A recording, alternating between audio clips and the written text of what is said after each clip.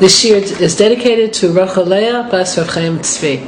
I hope you had a good vacation. I hope that you're ready to go into something that will move us further.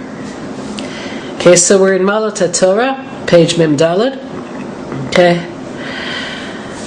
K'sha'osek adam ba v'mitlabesh mamash b'malbushav yitbarach. When a person learns Torah and does the mitzvot that come forth for it, they're, so to speak, wearing Hashem's garments. The garments of the soul are thought, speech, and action. So the Torah gives us the thought, the speech, and action that's a mirror of Hashem.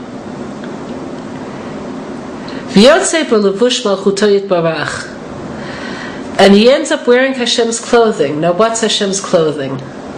So I'm going to take you to one of the most difficult and puzzling of Rav Nachman's stories.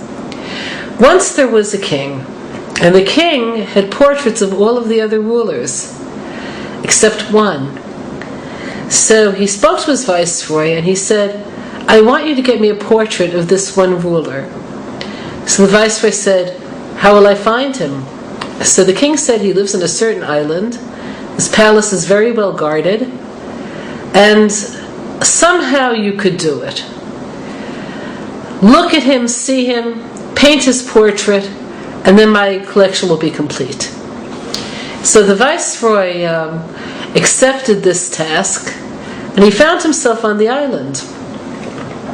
The island, he discovered it was just as well guarded, just as inaccessible as the king had told him.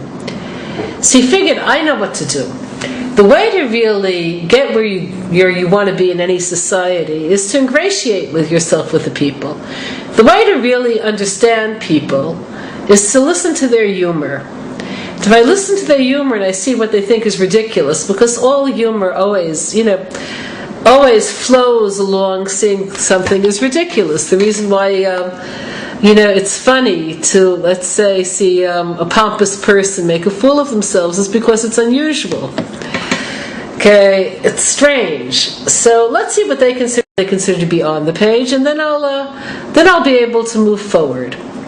So he begins hanging out in the restaurants, the bars, wherever people hang out, and listening to their jokes. He discovered that the punchline of most jokes had to do with the fool who was innocent and how someone tricked them. That was, in other words, their jokes were about injustice, and the butt of the joke would always be the person who was fooled. So got it. This society is completely corrupt. This society is one in which injustice is laughable. So he made a plan. I know how I'll get to the king. So he let people know that he's interested in investing. Now, in a corrupt society, what does that mean?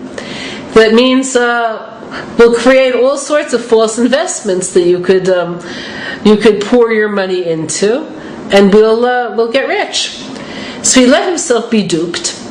Then he took the perpetrators to court. Now the court systems, of course, were corrupt as well.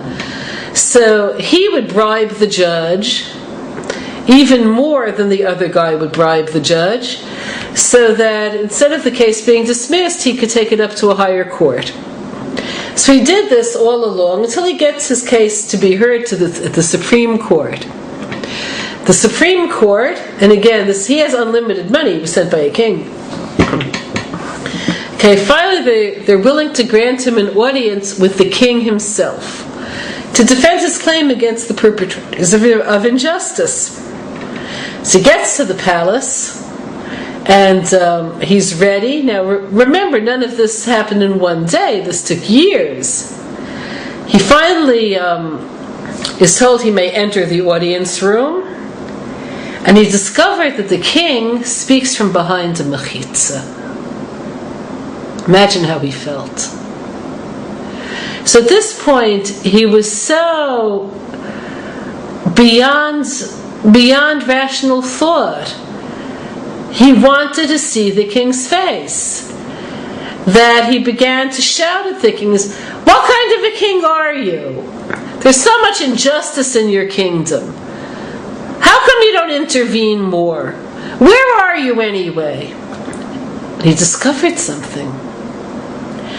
the more he shouted at the king, the lower the curtain became, until finally the curtain was drawn aside completely, and he found himself facing the king, but what he saw was invisible.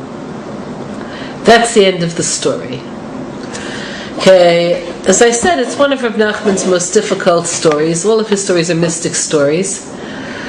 Okay, and the name of the story is The Humble King. So the idea is that we want to have Hashem's portrait. We want him to be interpretable. Who wants it? The king within us. The part of us to say, I understand everything. I even understand God. So, there's a part of us, let's say a person misses the bus